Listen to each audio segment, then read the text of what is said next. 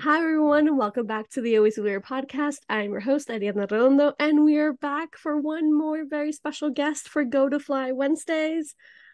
Oh my goodness, my whole heart right now. I have the honor to present and to introduce Heidi Rojas. I hope I'm saying your name right, by the way.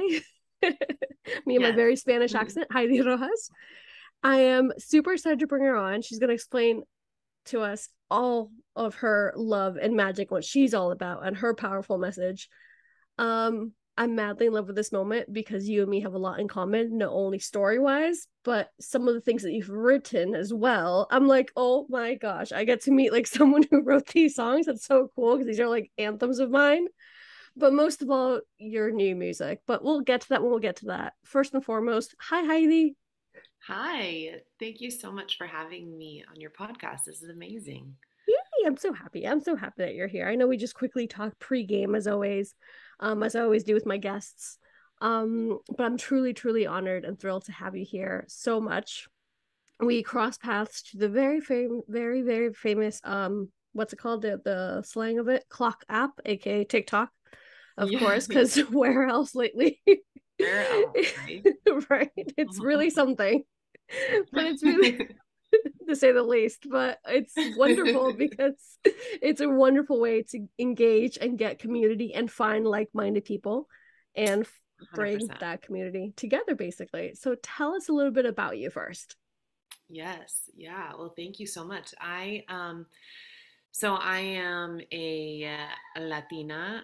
My mom was born in Guatemala. My dad was born in Cuba, in Havana, Cuba, and they came when they were 7 and 16 to the US as immigrants. And so I am a first generation daughter of immigrants. Um, I live in Los Angeles. I have a gringo husband and I have two beautiful little baby kids that are 2 and 4. So I'm trying to survive the toddler stage right now. I wrote my first song when I was 8 years old. I started singing in church when I was little, and I graduated high school early to tour and do shows because I was just like, I want to be the Latina Lauryn Hill. I want to sing songs that help people. And so I actually went to Baylor in Texas for university, mostly because my dad instilled like education being a super important part of my journey, regardless of the fact that I was a super creative person and didn't really want to go. I did. And I'm really glad I did because I got a degree in business marketing for music, and that helped me get a job at Warner Brother Records in Nashville. So that's kind of was my next adventure. And then from there, I was there for a couple of years, and I moved to Los Angeles because I was like, pop music is, this epicenter is LA. So I moved out here knowing just a couple people and started writing for other artists actually. I wrote for Alan Stone. I wrote with Little Mix and Kelly Rowland and the script. And I had a single with JoJo um, and Cheryl Cole and a bunch of UK artists and DJs. And it just was so much fun. But I was also kind of like, um, feeling that itch of like wanting to really write songs that are about me and that Yes, yes, yes, are, yes, definitely.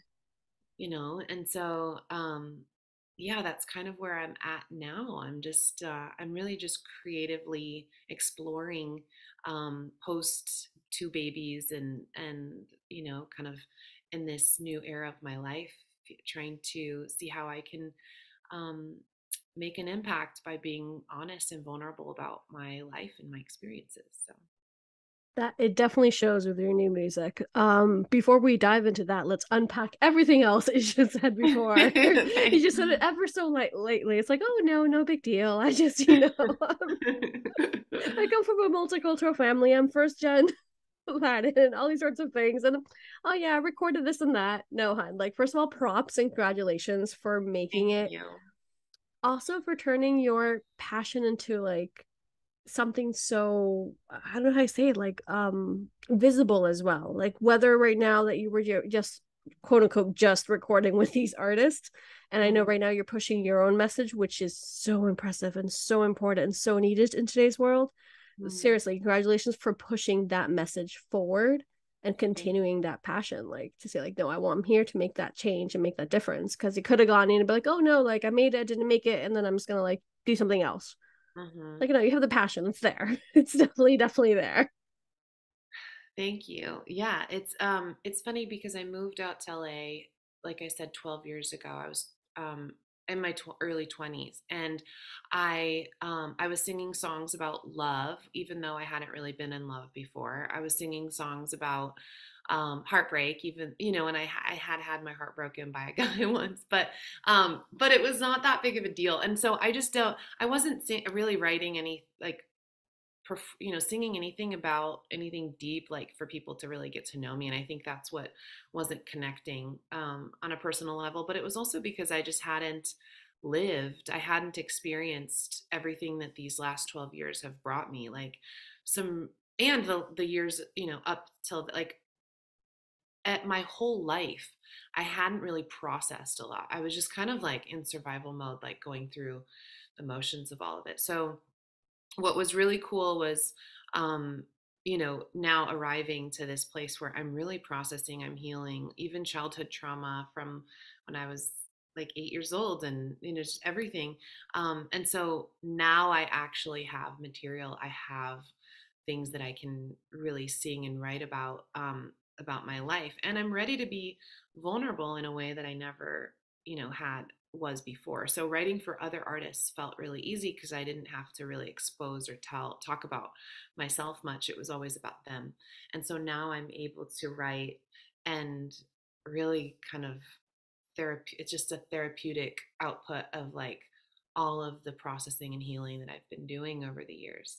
Um, so it's Before we been dive into, sorry to interrupt, but before we dive into yeah, those new, like your new music and what's all about, yeah, you keep okay, cool. repeating the same beautiful word, which is healing, which is a constant of Mm, ours here. We are yeah. constantly evolving and we want the best version of ourselves every single day. And that includes seeing the light part and the dark parts of ourselves. Mm-hmm. How did you start healing that? Like, because that had to transfer you some way, somehow through your songwriting, of course, but where did you start? Where was the point of like saying, all right, I have some past trauma. I need to release this. I need to deal with this. Where did that start?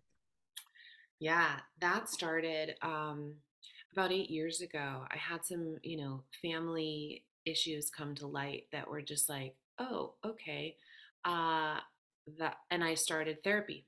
I started seeing a therapist every week. And I have been for 8 years. And um, that she took us back, all the way back to things that I was like, oh no, I'm fine. Like I'm over that. And then I'm like, I'm not over it. We've all been there. Yeah, totally. And so just really looking in the mirror, being honest with myself about a lot of things. I've also um I owe so much of my healing to my kids, because I had my daughter 4 years ago, and really was just faced with this like, I want to be the best person that I can be. I want to be the best mom that I can be. I don't want to project all of my issues onto them. So I really actually have to work through some of this stuff to let it go, and to learn how to self regulate my emotions, which I had never known how to do. Learn how to have the self confidence and the self esteem that is not based on the way other people think of me, but on what I know about myself and how I feel about myself. And things that I just wasn't doing. I just hadn't been, I just didn't have the skills to do that. So I've really dug deep into who I am. I think because the last 4 years becoming a mom has been like, um, you know, really eye opening to be like, I really want to be the best person that I can be for myself, but for them too, because they deserve it. They like, I owe it to them. And so that was kind of like a really big turning point too for me. It was to um, uh, and I think the two main things that I've been healing from are like the deconstruction of my religion, like super religious upbringing. Faith is still a huge part of my life, but the religious aspects of it, I kind of had to unpack. And then also my Latinidad, like being a first generation Latina in a growing up in a neighborhood of white people. It was like very predominantly white, predominantly Jewish, and I was just this like, brown skinned girl and surrounded by, these white kids. And it was very, I think it was hard for teachers. It was hard for the kids because I looked so different. And I didn't realize that for a long time. And so I thought it was just like my personality and my, just like me, and how that shaped really who I am in ways that I did not realize until I started therapy. And it's been, um, yeah, quite the journey. Yes. Yes, definitely. I love how candid you are as well, of like including motherhood into it as well.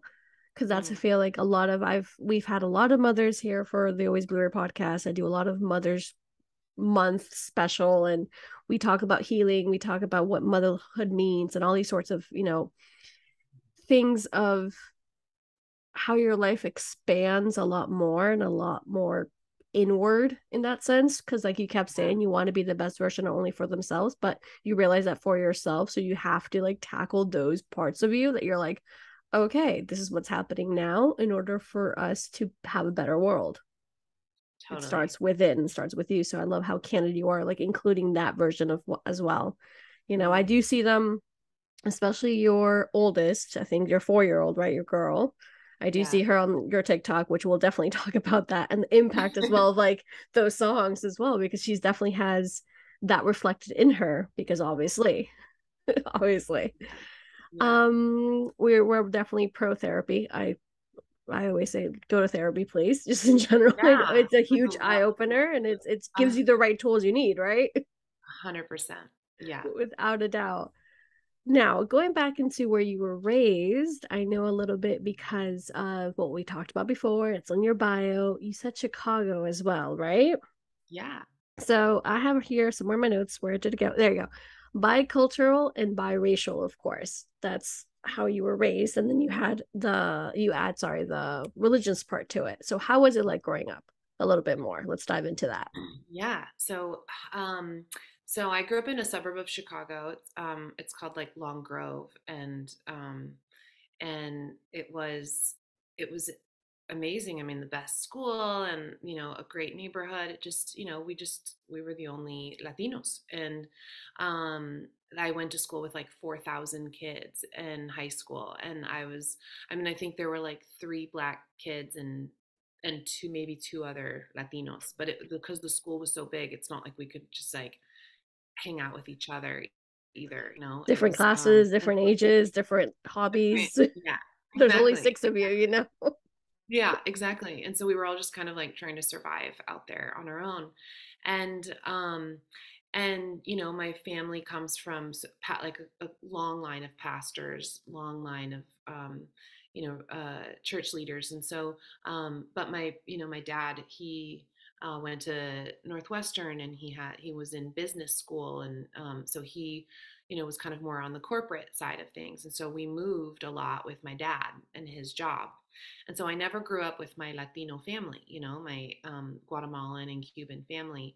Um, and so it was hard because I was at school or even at church. I went to Willow Creek Church, which was like this mega church in Chicago, and like I was the only brown kid, but I was really trying to fit in. Like I tried to wear like the puka shell necklaces and Abercrombie and Fitch, and like I tried really hard to just like, no, I'm just like you, right? I've been And there. I've yeah, definitely and been then there. and get like the cute blonde girls to like me, and like because I felt like if they liked me, then everybody else would. Um and then I would go and visit my family, which all lives in Texas, and it was not easy because I was the gringa. I was the more the white leaning, like I'm 5'10", so I'm super tall, like freakishly tall, with like a bunch of Latinos who hang out with each other and are culturally more alike, and listen to the similar music and listen and are and so it was hard with like cousins and my family that to really feel like I fit it in with them too. So I'm just kind of in the middle of these two worlds, and I kind of it was really hard. It was And it kind of, the stories that I told myself from those experiences were actually more about me personally and not about, like, I couldn't have, I wasn't able to name it then, like what, how, the way that I'm explaining it now. Like it was just like, well, they don't think I'm funny, they don't think I'm pretty, they don't think I'm cool, I guess I'm just nerdy, or maybe I'm ugly, or maybe I'm, it was all just like so much about me. And those stories that I told myself like continued on.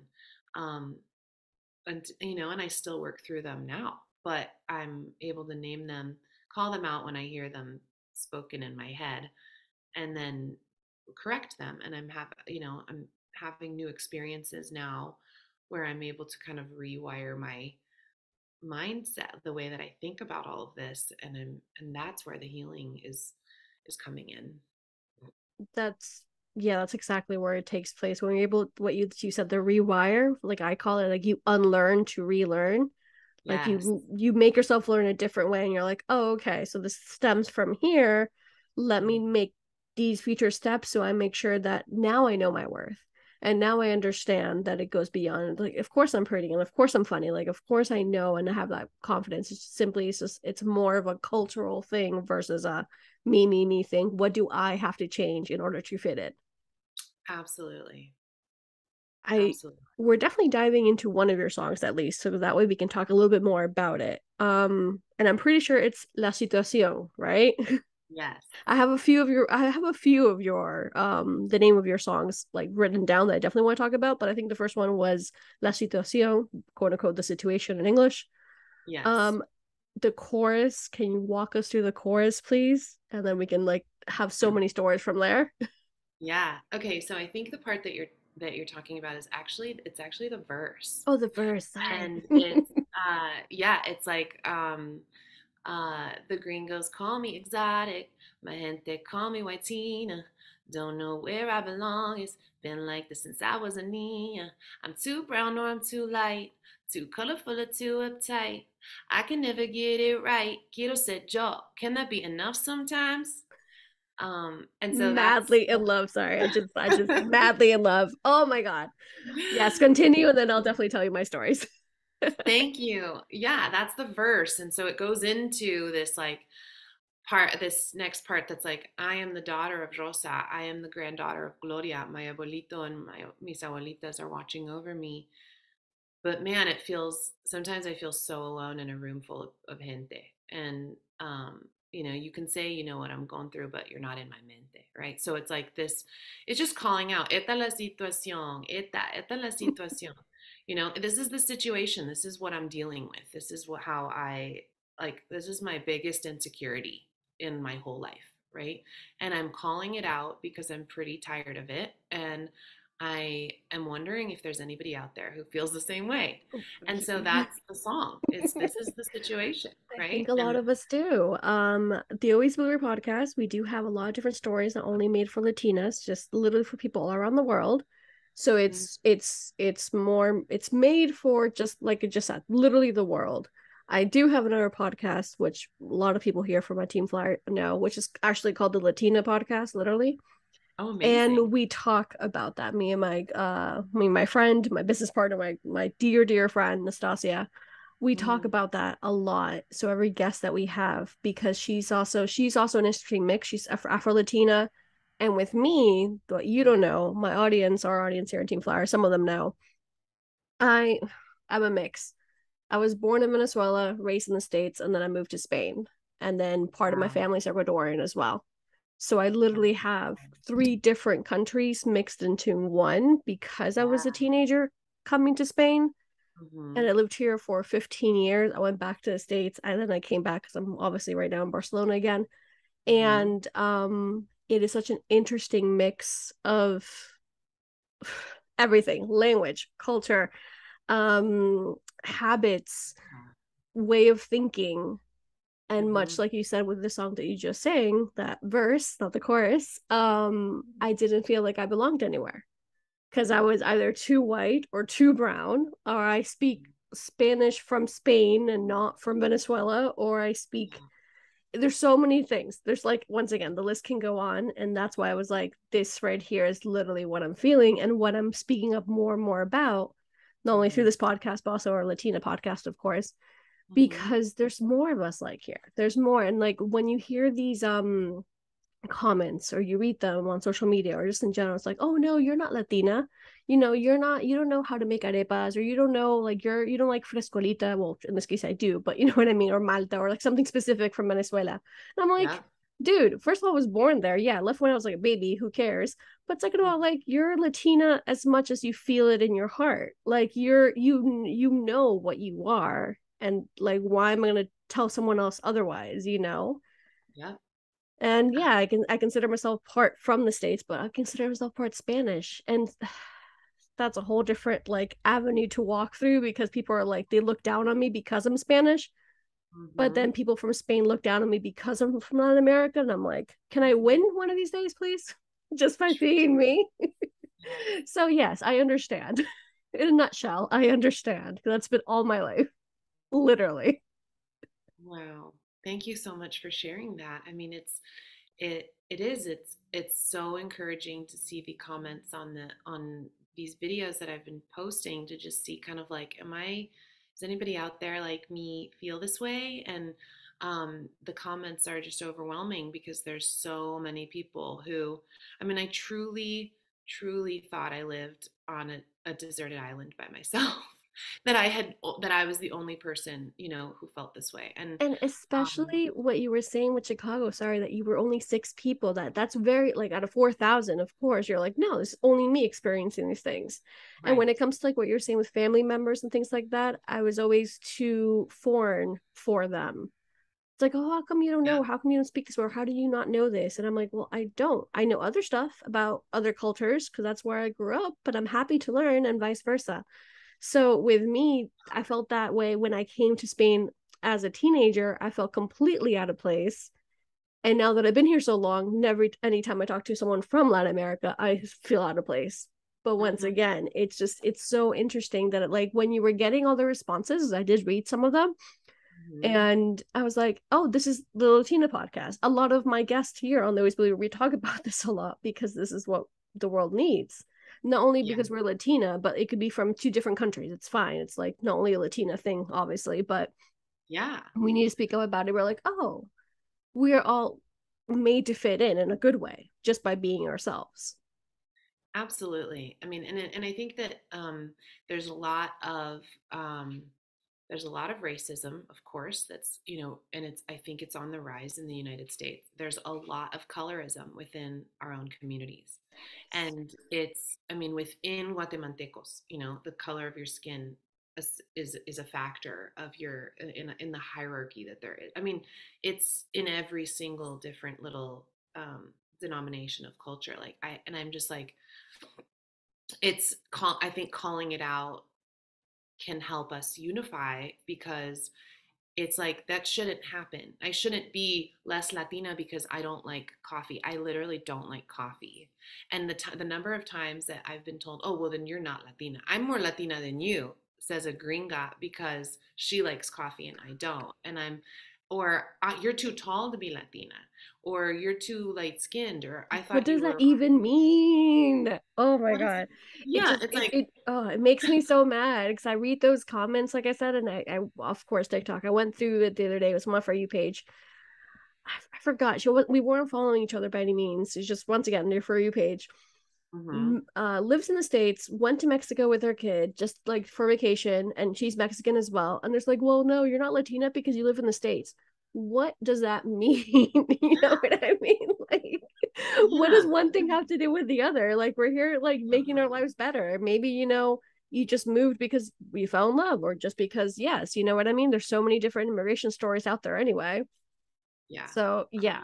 that's just insane that we still get. And I do agree with the colorism within our own culture, which is a whole different, another side conversation to be had Truly. time and Truly. time again. Because as a Latina supporter of other Latinas, of for them to be in the industry, not only singers but actors and screenwriters and all these sorts of things, like we need to go support all these shows made for us by us, because Mm-hmm. that's the way that we're going to rise up. We don't Yes. plan to completely take over. We understand, but we just want to have a spot. We want to be represented.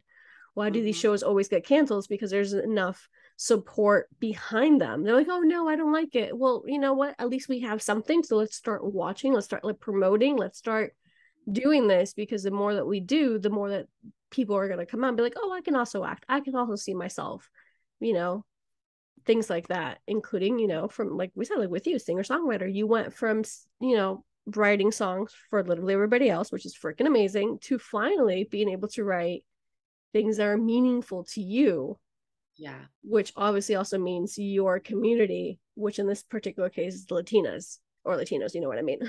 Yes. Which is Absolutely. impressive and so cool. Thank you. I mean, I had a kind of an aha moment this summer. I was watching this show called Vida. So just to because what you just said about supporting shows, and I mean it really resonated with me because that's what I watched this show Vida on, I think, Showtime, and it was about these two Latinas whose mom passed away. They go back to Boyle Heights to deal with this bar and this apartment complex that their mom left. Find out that it's like she owes more than she even, than it's even worth, and they try to turn it around because otherwise they're going to sell it off to some guy who's going to, is gentrifying the whole area and going to put in like a Starbucks. And so they start trying to renovate the bar and, like, make it cool. And they're, this corporate this corporate sister and this like super kind of yogi vegan sister, and they're getting yelled at by the Latinos in the barrio in their area because they're whitinas.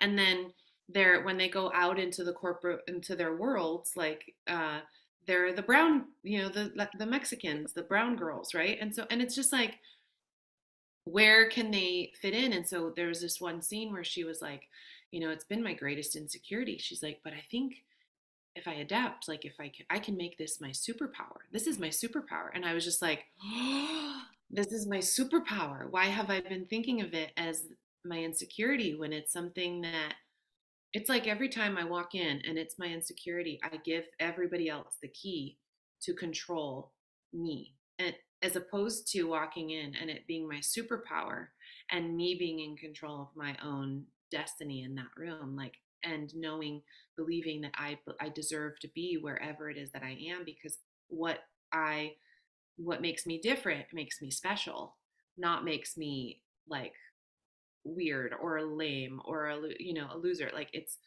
it was just always about the way that I looked at it, my mind frame from about it. And so once like, literally, if August 4th, I woke up one morning and I wrote La Situación in like 10 minutes. And that was me wanting to get these feelings out of my body and my brain and call it out. And then from there, like tens of 20s of songs have come out. Um, and now I'm just like, crap, like I'm in my 30s. I'm a mother of two with a husband and a career that is not, centered around being an artist, but I owe it to these songs. I owe it to these experiences. I owe it to myself to see where these songs will take me. And so it's kind of where I'm at. And it's already been so incredible just to get, to have comments that where people resonate. I don't feel alone anymore. And that is life changing. I fell in love even more with everything you just said. Not only using it as your superpower, that's just such a beautiful way of putting it. That is just the best kind of thing. It's knowing, once again, it goes back to knowing your worth and knowing, like, this is who I am, take me or leave me. And if I'm too much, go find less. But this is what I'm Yeah. presenting to the table because this is who I am. And I'm going to bring that. And it's something that I was literally writing this in my journal today. It's like the more you fall in love with yourself, and not in an Mm. egoistic, boastful way, just kind of love with who you are and what you do, the Mm. easier it is to put your message out in the world. The more you desire and the faster it's going to go, because you finally, like, it all clicks and it Yeah. makes sense that you had to go through the hard and through the soft as well, but at the same time is like owning that Yes. all parts of you. So Absolutely. once again, like your superpower, like that analogy, yes, that's like a mic drop right there. Yeah. It's a mic drop, and it feels And that's where I was just like, okay, this is my superpower now. So I that's where the Spanglish comes from in all the songs, right? Because Yeah, something else it I've noticed as well. yeah, it's like this is, I am both of these worlds. I am the brown kid in the white rooms, like a lot. I am the, you know, like not Latina enough in a lot of rooms too, and so, but like I'm I have so much to offer in both. So um I'm gonna be I am both, right? Like I am those both of those things. And so if I can't find a word that rhymes in English, I'm gonna use a word in Spanish. If I can't find a word in Spanish, I'm just gonna sing it in English. I am um I am Spanglish. Like I am that combination of two I feel like cultures. that's so innovative as well. I feel like we get shut down so often. They're like, oh, Mhm. you either have to speak English or you have to speak Spanish. You can't speak Spanglish. Mhm. And I remember when I was little, I used to be that way because I was really raised like you have to speak just one language or then you have to speak the other. So mainly for both languages not to be conflicted with one another, which I fully understand now because that's how I'm bilingual today.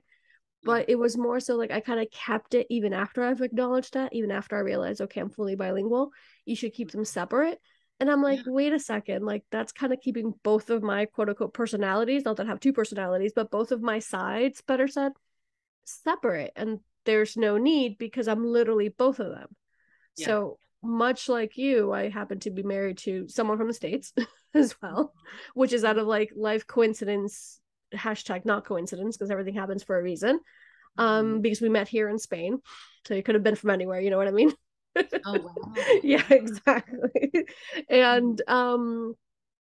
And I always knew no matter who I ended up marrying, depending on the background, I'm like, well, I'm gonna have that big Latin heritage behind me, or I'm gonna have that big USA heritage, and it's not heritage precisely because I don't really have a lot of heritage in that sense, but like culture Mhm. and English and the language and Right. things like that, you know. Absolutely. So I'm like, this is what's important because this is who I am, and like it's all parts of me. You might get a Venezuelan word, you might get a Spanish word from Spain, you might get, Yeah.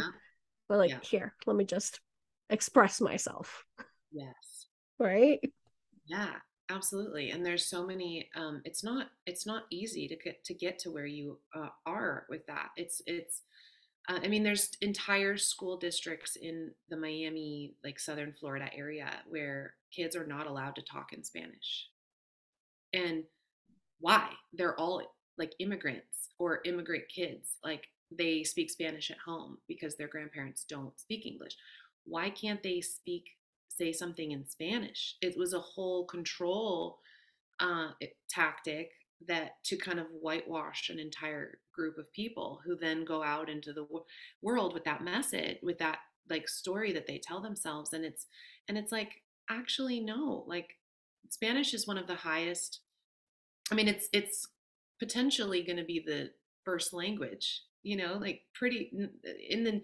I think maybe within our lifetime, it's like Latino-owned companies, entrepreneurs are rising more than any other uh, ethnicity. I mean, it's like Spanish is a really it's an important language, and it's not gonna that's not gonna change. And so embracing it um, and just being proud of it is, I think, um, the way to go. I mean, my 2-year-old and my 4-year-old are fluent.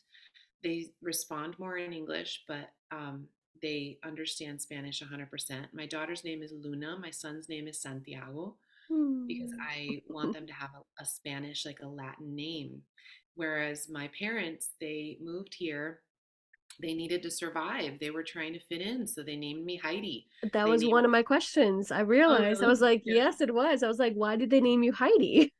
Yeah, and my brother's name is Kevin because they named us that to because it was the American way. It was just like, they it was to survive. It was to help us, kind of blend in so that we could be. But to be fair, they also taught me Spanish and English at the same time. They also, Shakira was my favorite artist when I was like 8 years Too. I old. freaking adore her. Yeah. I know. I'm Like so from glad. Pies Descalzos and yes.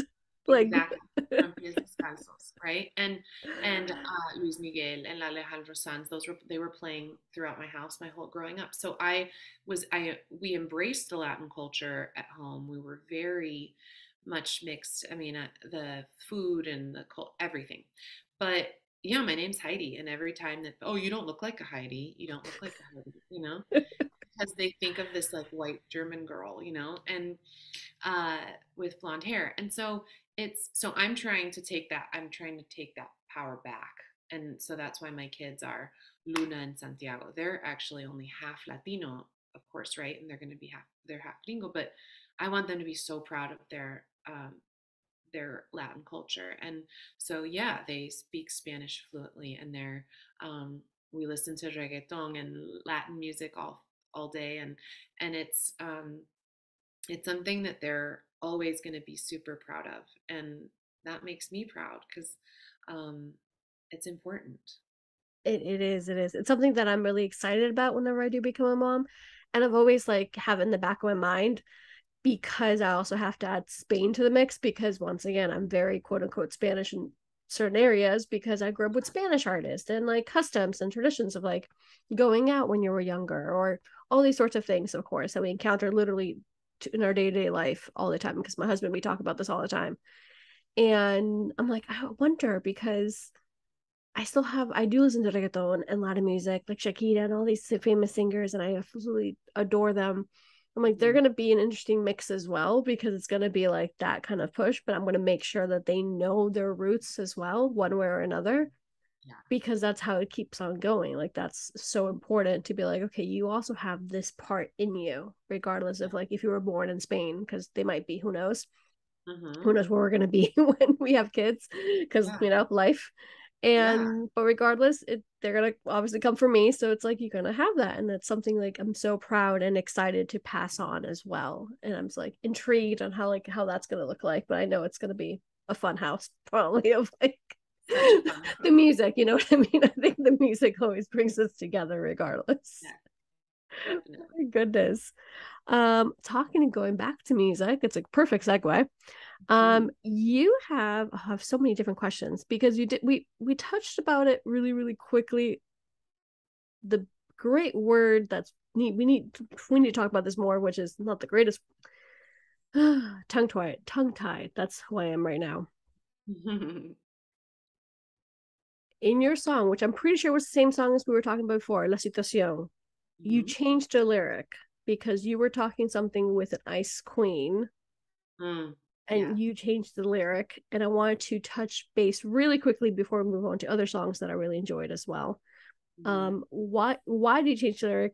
How did you change the lyric? Tell us more about that.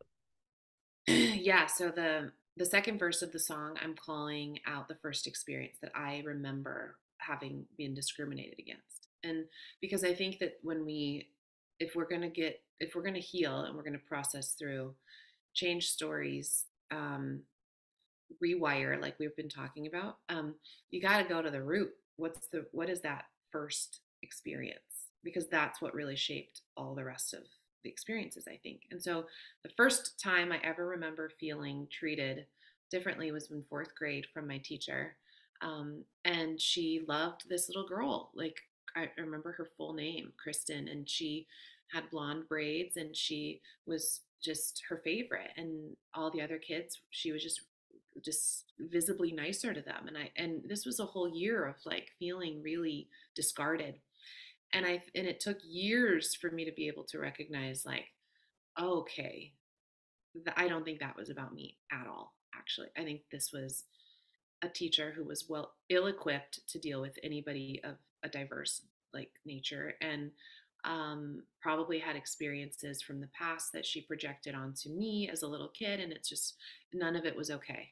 And um and so she was racist, and I think I had that's how I wrote it. I mean, my fourth grade teacher was racist, but I was too young to name it. She was so nice to the white kids, and all the blonde girls were her favorite. But then when I started recording this, like, it's a very rough recording that I, put up um, on these videos, and I got freaked out, and I was like, should I just change it to like my fourth grade teacher was an ice queen, just because maybe she was just mean, and maybe she, like me, I don't know, like maybe it was just not. And when like deep in my soul, like I know, like I was a sweet kid. There was no reason whatsoever to make me feel so badly for so long. And I remember trying to explain it to my parents, and it was hard for them to advocate for me too, because they were trying to just like keep the peace, like it was very difficult um, to really know how to handle it. And so, um, but then I was like, wait, this is crazy. Like, I'm not going to sugarcoat this song to make other people feel more comfortable, or to not call out somebody who, deserves, like, I'm not saying that she is now. I don't know who she is or where she's at, right? But at the time, that was the situation. That was la situación, right? And so I Literally. literally, and so that's what I'm gonna call it that. So when I re-record this, I'm gonna release this song now, February 10th. I have, like, that's the date, and I'm so excited. And I'm gonna re-record the vocals as soon as the track's done, and I'm gonna sing it the right way. I'm gonna sing it the way that I wrote it, um, and say the truth of la situación. I just got chills and happy excitement chills in this case. And it's crazy to think, like, when I was writing these questions and I'm like, oh my God, we're definitely gonna talk about racism. It's so important. And then right now, when I was asking you the question, I got tongue tied because I didn't want to say the word racism. And then I'm like, this defeats the point of what we're talking about. And kind of like literally what, and then you were sharing your story because I knew about it, because of course I read up on about it. I'm like, oh, I would love like my team flyer here to like know more about it because it's so important, Yeah, because it's an important word, it's an important topic, racism, of course. And I was like, this is it's so eye-opening for so many people of like of our audience and just in general, that you experience it in fourth grade, that it goes back when at such a young age as well. yeah, um I probably would have to like sit down and meditate and remember the first time I felt it, but I yeah, am sure, I am positive it was probably around that age, give or take a few years. You know what I mean? In general, we were very, yeah. very young. Yeah. I mean, I remember I was younger. I was like probably in maybe second or third grade when people started, calling out the way that I like how I look different. So really dark, I have really dark hair all over my body because I'm Latina, and they all had like super blonde hair on their legs. And so I remember coming home, I was like 8, and my mom was, and I was like, Mom, I want my hair to be gone off my legs. And I just didn't want to wear shorts anymore. And I started getting super self-conscious about the hair on my face. Like, it just, like that started earlier, but really feeling from a grown-up who was supposed to be taking care of me and treating me equally with respect. um, yeah, that teacher, because it was an everyday thing. It's not just like, this happened once at the grocery store. Like, it was a consistent message that I was receiving. Um, and and then I was able to have really great teachers who, over the time too, who taught me like that's how you're supposed to be treated, and and so yeah, calling it out is has been um really healing, because it's like, yeah, that wasn't okay, but I'm okay. And I'm now gonna see, like, if when I look back at it and I see it for what it really was, it's not about like, oh, I just wasn't pretty enough, or I wasn't didn't have good grades enough, or I didn't have, like, I just didn't earn her favor. It was never about me to begin with. And so I can live my life a different way, being able to recognize that. And that's, once again, that's huge when it comes to healing and understanding where your trauma comes from, and like understanding to walk away from that, Yeah. because it's like, oh, that was on them. I recognize that on them. I know that I want something better, and let me find ways to make my own life better and other people's lives, because that's what your music does. That's what this podcast does. Expand our minds and actually talk about the topics that need to be talked about and not swept under the rug, because been there, done that. No, thank you. That's things of the past. Yeah. Like, we are going to raise our voices Yep. and talk 100. about this without a doubt. You do have a few other songs Well, I don't know how many you have in general, but or in total, better said. But I did have here written down Madre Creator for Yes. all the mamas out there, right? Yes. Yeah, do tell me more about that one. Yeah, it's for all the mamas and all women really, like who anybody who, I mean, there's dog mamas, there's cat mamas like you. I mean, it's just for women, I think. We're all creators. I think that we all have that instinctual power inside of us. And so it's just women empowerment song but truly when I had my daughter, I felt there was like during the second trimester of pregnancy, like I felt kind of invincible. I felt like I could do anything because I was just like sleeping in bed and I'm like, I'm making eyeballs right now. Like I am making hair, I'm making a nose and little toes and fingernails and just it just was like it's this incredible thing. And so now I want to anytime that I feel like, oh, I don't think I can do that or insecure or like afraid to, it's like, wait, I pushed a human out of my freaking body, like I've done it twice. Like I can pretty much do anything. It made me feel kind of like I had superpowers. And so when I had my son, it was during the pandemic and I was like, we were all kind of freaked out, like what's going to happen. But then I just felt that invincible energy again, and I started a business of songwriting coaching, and so I work with like 30 to 40 different artists and songwriters around the entire world every day for a couple hours a day. Um, and it's like this incredible, I just created this like amazing business that is so rewarding because I'm helping artists release their own music and write songs for other people or for themselves. And it just feels amazing. And I did that while I was making another person. It just like I feel that like that somebody commented the other day like big goddess energy, and it just I think if I could channel that into a song so that we can all just feel like we can do anything, like that is Madre Creator. Chills, chills. I just chills. I swear. It's like your music is needed in this time. Like the change that is happening, like even though we did talk about like we were saying before, like racism rising and all these sorts of things, I feel like what also is rising is people speaking up and actually becoming more powerful together. Like I feel like there's more community now. There's somewhere about it. We keep on picking up songs. Literally, I just saw my Spotify Wrapped because who didn't? Every single song was full of like empowering songs, and I got so happy that I'm like, this is what I listen to all year long. There's a little bit of Lizzo in there because of course Lizzo, a little bit of Shakira, a little bit of Camilo, of course, but Right. most of it is literally music like yours, like songs like yours, because it's like that kind of self-love empowerment message over and over and over again. And I feel like I'm not the only one who experienced that this year, because I like this is what my community is all about, and this is why I created it as well, because to make sure that we're like, oh, we're in this together, we're feeling these things, let's all help each other with music or with XYZ, with whatever it is in that moment. And it feels so freaking wonderful. Like I just, that's why it's like when I heard, I mean, I heard that one first, of course, the La Situación first, but Yeah. then I scrolled because I always do, and I was like, oh my god, I'm like getting more addicted. I'm like, and you just have a little bit of each song that I've seen. I'm like, oh my gosh. And the song that I personally love the most is I'm Enough.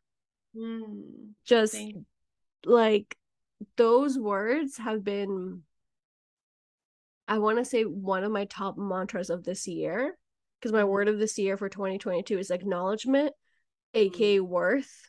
So it's like mm, I really want to know my worth. Like to this year, I'm making sure that everything I've gone through and all the situations that I walked away from and all the situations that pushed me to the ground and I went back up, the amount of self-love and just badassery and like how proud I am right now, it's because of one of those very important mantras of I am enough. So the fact mm. that you have a song called I'm Enough, I'm like, I need more, please. Oh my gosh. Thank you. Yeah, I love badassery. I think it's the best word ever. And I, yeah, that song came from just wanting to channel all of my ancestors into everything that I do. Why, that kind of that kind of energy is so sorry. The dog is my dog. Sorry. That kind of energy is talking about energy. I know. It's just the universe knows. The universe knows. It's like, you want energy right now? Here, let's give you energy. She's so loud. So my ancestors came from they're from Rioja, Spain, actually, and then there's the Canary Islands, there's Sicily, there's then they traveled to Cuba, they traveled to Nicaragua. From Nicaragua, they went to Guatemala. They were they were escaping my great grandfather was in the government in Nicaragua, which was super corrupt, and they were like throwing people in this like shark lake. Like they escaped in the middle of the night to Guatemala, and then from Guatemala, so many of my like aunts and uncles came to the U.S., and that's how my mom was able to come. One of 5 siblings, all by herself.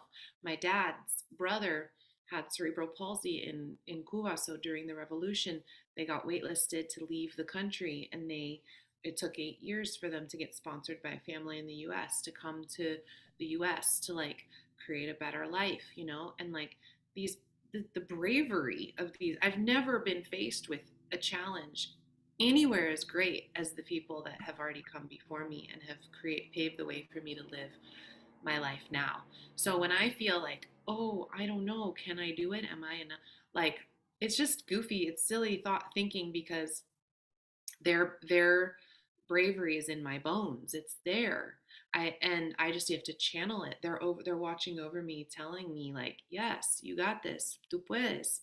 And so I need to step into that. I need to like stop playing small and start like channeling that kind of greatness in everything that I do, because it's already come before me. It's been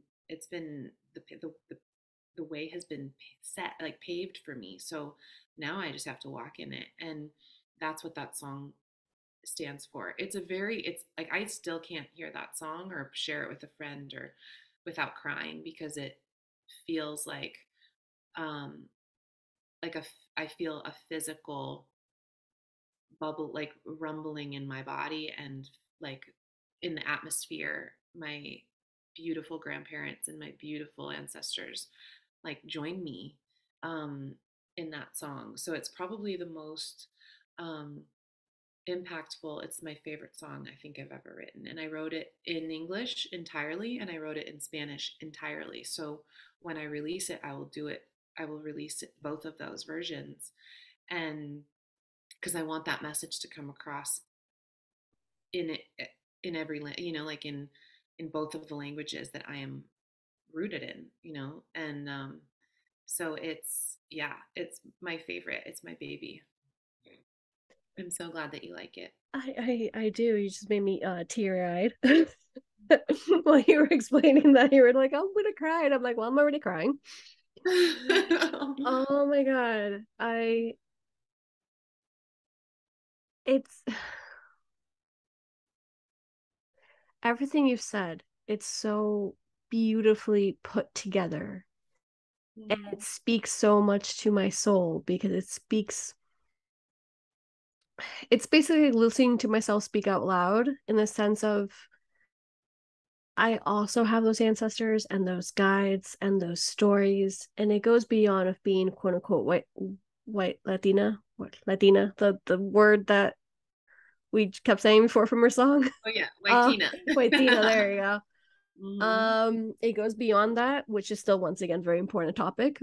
It goes more into when you go into the healing, when you go into the understanding your ancestors and understanding that you are breaking generational patterns for reasons that, yeah, they had it really tough, and that doesn't dismay that you also had it tough right now, but that just kind of gives you the strength of saying, I can do it, I am enough. I'm supposed to be talking about these topics or writing these songs or making these shows or creating XYZ or even if you're not doing like something big content creating, you know, like I'm supposed to be having this conversation with my friends because it's what the world needs, because my ancestors and my guides are with me, pushing me along, saying, speak up, speak up, speak up. Mhm. This is how you help. You don't have to go through wars, you don't have to go through all that. This is Yes. how you're helping, and this is what we need. And once again, you can hear my voice. So let me just, it's just after, I don't even know how to summarize that. I'm like, after this year, and then I'm like, well, after years, just in general, but after so many moments and of roughness of looking into that shadow self, I'm saying in my personal journey that I share quite a lot on purpose because the world needs to hear it and Mhm. understand that we're in this together. So after going through so many moments of like that shadow work and just literally sitting with my shadow and recognizing all the sorts of different areas that I need to help myself with to love myself more. Mhm. Right now, I feel like I am coming out on the other side. Like I Mhm. have had that death and rebirth so many times that right now I'm completely new. And once again, serendipity is one of my favorite words. Everything happens for a reason. You lined up. Yeah, it's my For You page. So I do have a lot of things that line up with that area, but that's the cool part. The Mhm. coolest part of all of it is like when you connect with someone, much like I did with you, and I'm like, hey, come on my podcast. Hey, let's talk about this for a little bit. Hey, let's do something, Yeah. because that's just what makes it so special. So I am shaking out of happiness and just like out of happiness, out of thankfulness, out of just, it's the energy. And so thank you. Thank you. I Like, feel gratitude for you. And you should be so proud of yourself for what you're doing because like you've said, it's so needed and important for us too. Um, what you said is so deep that we're not fighting. We don't have to fight wars, like literal battles on the grounds of, the earth, but we can, but the wars that we fight are different. And we are equipped, we are strong, and we can do it. We got we to do can it, do it and we're you know? enough. That's why the Are song, like I'm excited to hear all of it. I'm excited to hear it in Spanish and in English because I think there's something so beautiful about having it both languages. I do enough. have a lot of episodes of this podcast in Spanish. It's a lot of upkeep for just one person because I'm a one woman show for now. Mhm. And my one main goals in general is to keep having audience, not audience, as well, of course, but guests in Spanish because it also needs to be reflected in both languages. Because, like, much like you, I am both languages, Mhm. and we do need to express ourselves about these topics in both languages or in any language in that matter. But in this case, both Spanish and English. So the fact that you're actually releasing it in both Mhm. speaks volumes to me, like Yeah. complete volumes, that you're actually taking that into account. Because I'm like, Spanish, we need this in Spanish. I would love to have equal episodes in both in English and in Spanish. I always say, well, I'll get the Yes. chance one day. I know I will. We're working for it without a Definitely. doubt. Mhm. I was like talking about cats and dogs. I think I just heard my cat in the background shaking. um, as we wrap up, because if not, we're going to be talking forever and then some. um, I'm gonna. There were so many other questions I had for you, but we're gonna wrap up with the same three questions I ask all my guests that I absolutely adore. Mm. Um, the first one is describe yourself in 3 words. 3 words. Um, I would say I am silly. I'm really silly. I'm I'm quite resilient. Um, and I am um, growing. I think those are my 3 words. Those are very, very beautiful words too. I like that you added growing. That's very telling of who you are and who your soul is. What are you thankful for? I am so thankful for health, um, and I'm thankful for my family. um, for their health and for um, the opportunity to be here now in this moment. Be the present moment. Oh my goodness, chills. And Thank last but not least, without a doubt, is where can we find you? Yes, you can find me on Heidi Rojas Music. So it's HeidiRojas Music on Instagram, TikTok. I also have HeidiRojas.com. That's my website. It's also where you can book to do songwriting coaching or performance coaching that I do over Zoom with people all over the world. And then soon you'll be able to find me on Spotify, Yes, February please 10th. and Message thank you. Passion. Yay! Ah! Oh, I'm so excited. I'm so excited. We Me definitely have too. to not only maybe bring you back on or do something special to make sure, like, oh my gosh, she's finally on Spotify. We can actually Yes, listen to her music. yes, I Um, love it. Thank you so much for the support and the encouragement. It means the world, of and it keeps course, me. we're here to Um, help each other and like raise each other up and support one another. Amen. My gosh, that's the only way to do it. Thank you. Well, thank you so much for being with us today and sharing your story. I please, Team Flyer, go follow her whatever you use, basically, like we said, TikTok or Instagram. She does have the website. If you're interested in songwriting, she's definitely your girl. My goodness. You mentioned a few of the artists that you've worked with. You've worked with a lot more. I know that I've seen your list. So yeah, and as for us, we're wrapping up basically next week, our season 4. Thank you so much for listening in. We're almost done, and thank you so much for joining the crazy, the fun, the raw, the real over here at the Always Believer podcast. I'm your host, Ariana Redondo, and we'll see you really soon. Bye.